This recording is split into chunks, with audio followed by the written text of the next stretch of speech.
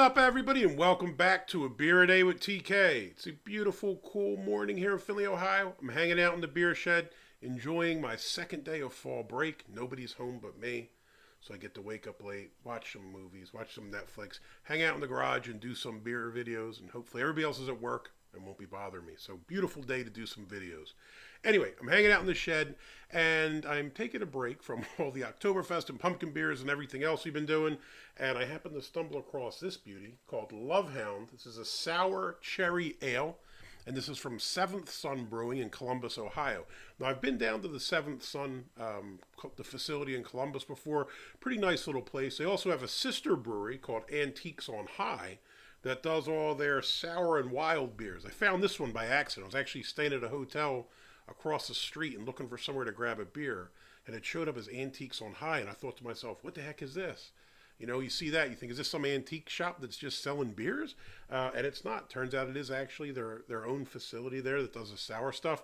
If you're familiar with brewing, a lot of times once you bring in, the bacteria that you use in sour beers, you probably don't want to bring it into your regular brewing facility. So a lot of times breweries will actually have separate facilities to do the sour so it doesn't contaminate their regular brewing equipment. So anyway, this one's a sour cherry ale, like I said. It's from the Field Trip series. I don't really know what that is. I went to the website and tried to get a little bit more information, and I couldn't really find anything on this other than it was available in 6-packs. It was actually not a bad deal. It said on their site you could buy as much beer as you want. It would ship for $20 anywhere in Ohio via UPS. Now, if you're buying a 6-pack, obviously not a good deal, but if you wanted to buy, multiples or cases, $20 flat shipping, not too bad, right?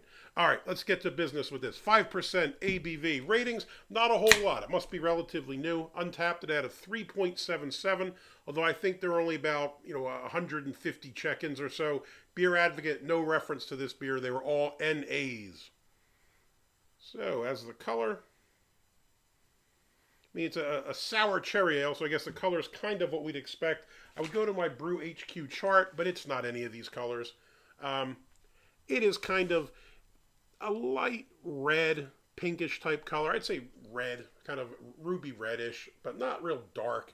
That's about it. I don't know what you'd say, like maraschino cherry juice or something, but maybe not quite as red.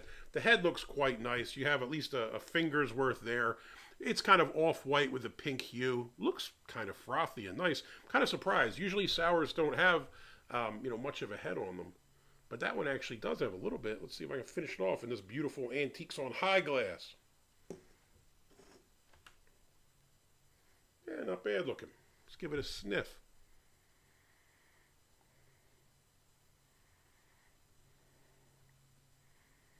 Slight funkiness. This is on my Bismarcky funky scale, only slightly funky.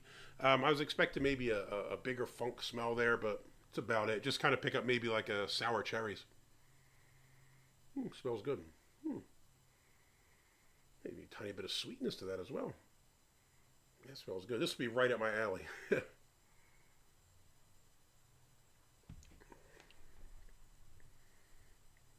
Medium light bodied. I don't know. This is not quite as sour or tart as I'd hoped it would be. For me, this one's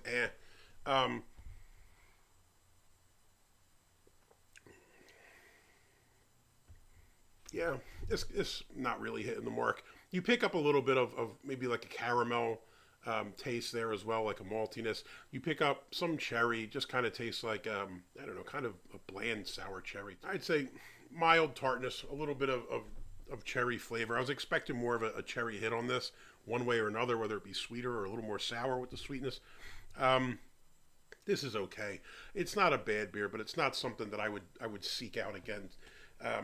It's kind of a letdown. Like I said, sour cherry ale sounds exactly like something that I would quite enjoy, and it just kind of falls a bit flat. Like I said, you get a little bit of caramel malt, you get a little bit of cherry, you get a little bit of funky sourness to it, but I was hoping for more of a funk from the nose. Nose was subtle, but you still get a little bit of that funkiness, and I thought, let's get a little more here, and this one just doesn't quite do it for me.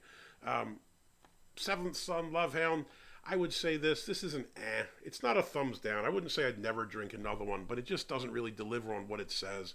And this is one of the problems, I think, with a lot of breweries. You read the can and you kind of get excited and think, all right, what's this going to be? And I don't know. Sometimes they just fall a bit flat. And for me, that's what this one is. And it's got to be new. Let's see, we got a canned on date here. Yeah, 8/17. So, I mean, this thing's not that old at all. If you liked the video, let me know. Hit that thumbs up button. If you want to see more videos like this, please hit subscribe. And as always, you got any comments or questions, jump in down below. Have you tried Love Hound? Do you think it's better than maybe I do? Or I know there's some other field trip series. Any other ones I might want to check out? Till next time, cheers.